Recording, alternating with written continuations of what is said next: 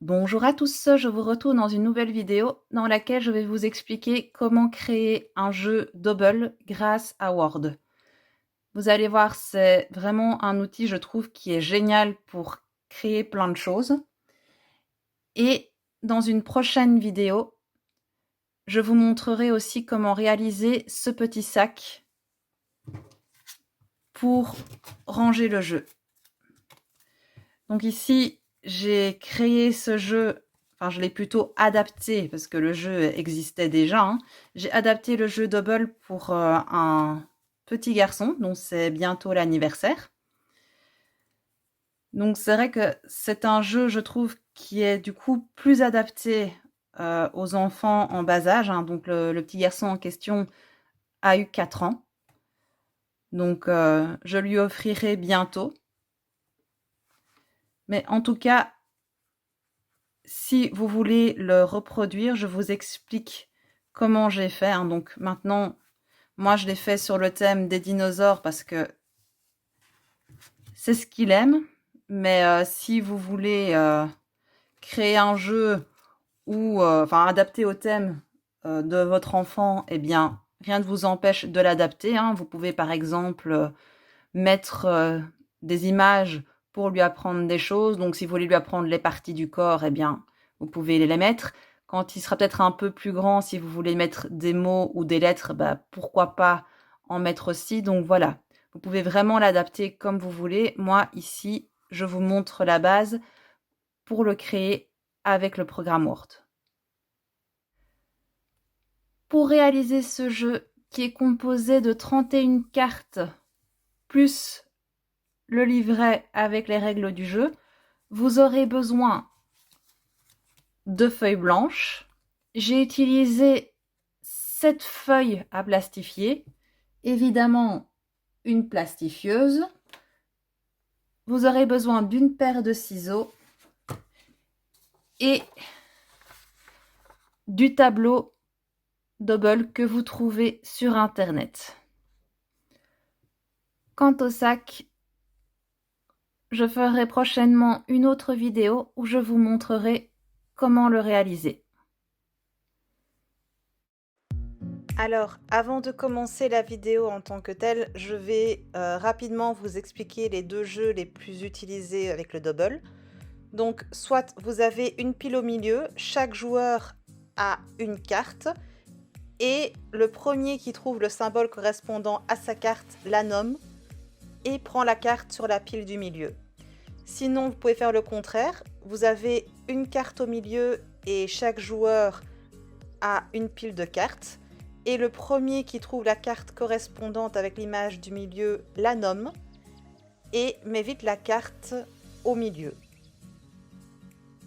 Sinon, votre enfant peut aussi jouer tout seul en prenant à chaque fois une carte après l'autre et en trouvant le symbole correspondant.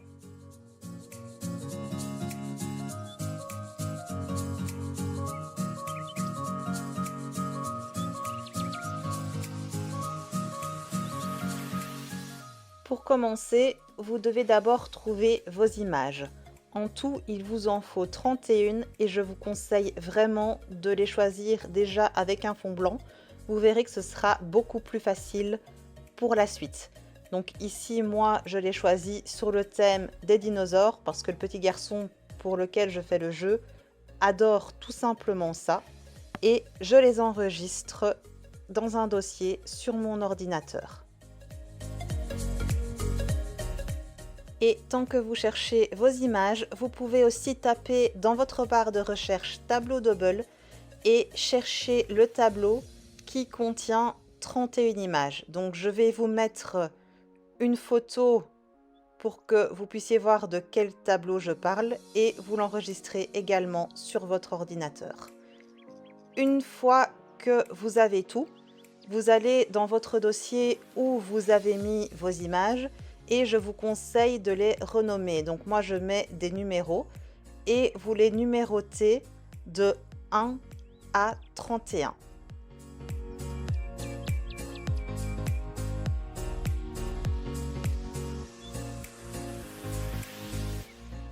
Une fois que c'est fait, vous ouvrez votre nouvelle page Word et vous y insérez toutes les images. Puis vous les rognez pour essayer vraiment de retirer un maximum de blanc.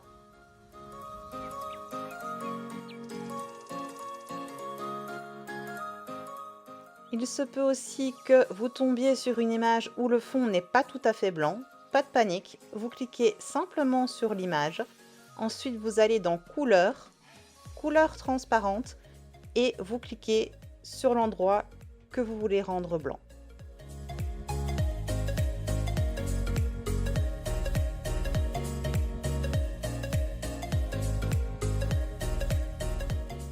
Une fois cette étape terminée, vous devez adapter l'image à la bonne taille. Donc vous cliquez simplement sur l'image, vous allez sur Format de l'image et vous vérifiez que l'image ne dépasse pas 3 cm de largeur. Si c'est le cas, vous corrigez. Au niveau de la largeur, vous mettez 3 cm. Vous devez aussi vérifier qu'elle ne dépasse pas 4 cm de hauteur.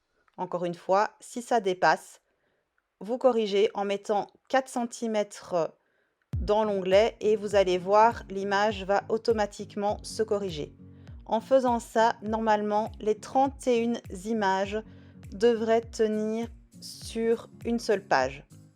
Ce que vous devez faire aussi, c'est, si vous n'avez pas fait, passer la feuille en format paysage. Une fois que c'est fait, on va passer aux cartes en elles-mêmes. Donc pour ça, vous devez créer une zone de texte. Vous allez voir, on les crée pour pouvoir insérer les tableaux dedans pour qu'il soit plus facile à bouger. Vos zones de texte doivent faire 9 cm de hauteur sur 11 cm de largeur. Dans vos zones de texte, vous venez insérer des tableaux qui font 3 colonnes sur 2 rangées. Ensuite, chaque carré du tableau doit faire 4,3 cm de hauteur sur 3 cm et demi de largeur. Ensuite, vous venez abaisser un tout petit peu la zone de texte pour pouvoir y insérer un numéro. Vous allez voir que ces préparatifs vont vous permettre de ne pas vous embrouiller plus tard avec le tableau.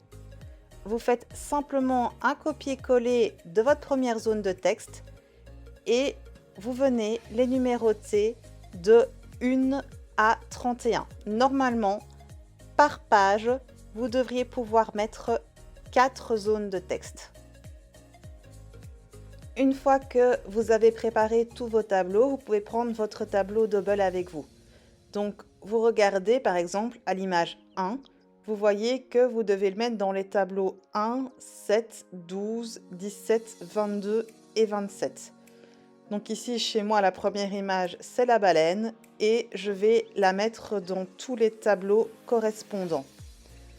Donc, vous essayez évidemment de ne pas mettre la baleine à chaque fois en première position. Vous essayez de varier les positions dans les tableaux et vous faites pareil avec toutes les images. Donc après, vous prenez l'image 2 et vous les mettez dans les tableaux correspondants tout simplement.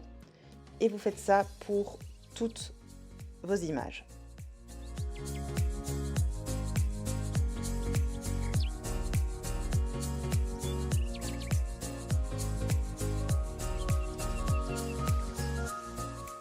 Ici, j'ai un petit peu avancé dans le placement de mes images, donc je voulais vous montrer un exemple de ce qui peut arriver. Donc, mon Triceratops, je veux le placer dans les tableaux correspondants, mais il n'y a plus que la 6e case de disponible.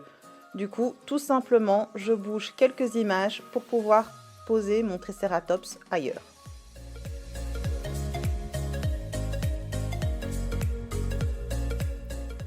Une fois toutes vos images placées, n'hésitez pas à vérifier que tout est bien mis au bon endroit. Donc cette fois-ci, vous pouvez simplement prendre la ligne carte, donc ça correspond au tableau, et vous vérifiez simplement que toutes les images correspondant à ce tableau sont bien dedans.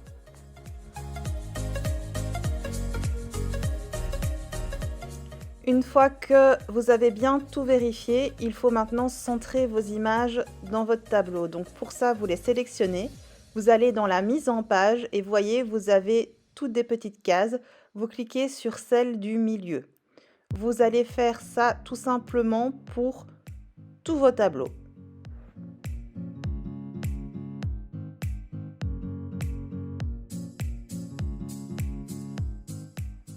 Une fois toutes vos images centrées, on va maintenant retirer les bordures. Donc pour ça, vous cliquez sur les images du tableau, vous allez dans la création du tableau. Dans l'onglet bordure, vous cliquez sur aucune bordure. Ensuite, vous pouvez retirer le numéro et dans le format de la forme de la zone de texte, vérifiez que vos dimensions sont bien à 9 sur 11. Et vous faites ça à nouveau pour tous vos tableaux et vous les disposez correctement sur votre page.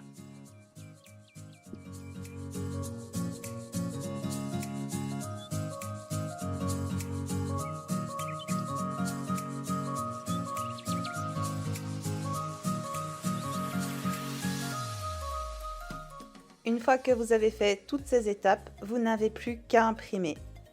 Après, vous pouvez garder la base de ce que vous avez fait et par exemple, si vous voulez apprendre les meubles à vos enfants, vous choisissez une image, donc par exemple un fauteuil, et vous remplacez le fauteuil par la même image sur toutes les cartes. Donc ici, moi, c'est la baleine.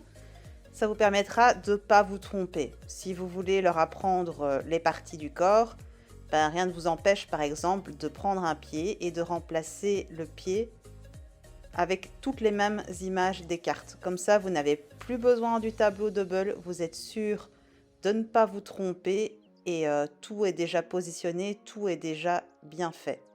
Donc voilà, après, vous faites le jeu sur le thème que vous voulez.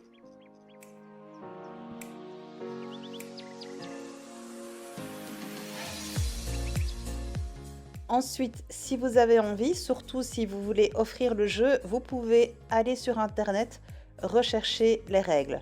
Vous pouvez faire simplement un copier-coller et les introduire dans des zones de texte sur Word qui font la même taille que vos cartes, c'est-à-dire 11 cm sur 9.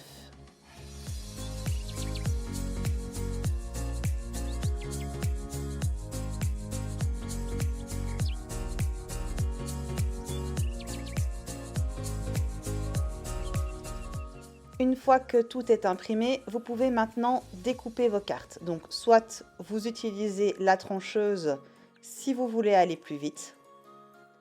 Maintenant, vous n'êtes pas du tout obligé.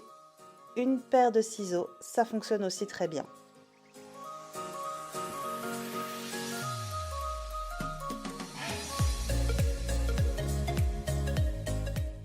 Une fois que vous avez fini de découper vos cartes, vous pouvez les placer dans vos feuilles à plastifier.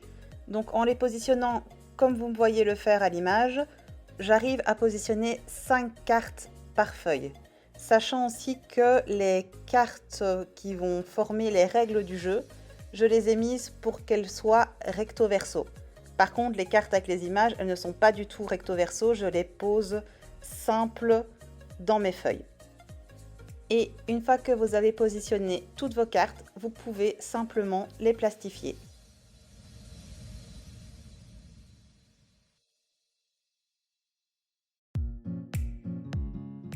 Une fois que vous avez terminé de plastifier, vous pouvez découper vos cartes. Alors à ce moment-là, attention, il est très important de laisser un petit rebord, surtout pour les cartes qui sont recto verso, sinon ça risque de se décoller. Donc voilà, vous laissez un petit bord sur toutes vos cartes et ça fera aussi une jolie finition. Et évidemment, comme c'est un jeu qui est destiné aux enfants, vous n'oubliez pas d'arrondir les angles afin d'éviter qu'ils se blessent. Une fois que tout a été découpé correctement, j'ai décidé d'assembler les règles du jeu pour en faire un petit carnet. Donc pour ça, j'ai fait un petit trou, j'ai passé un fil et j'ai accroché tout simplement.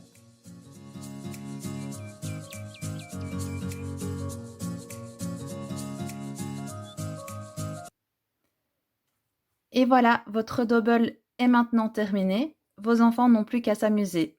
J'espère que la vidéo vous aura plu, qu'elle vous aura été utile, et je vous dis à bientôt.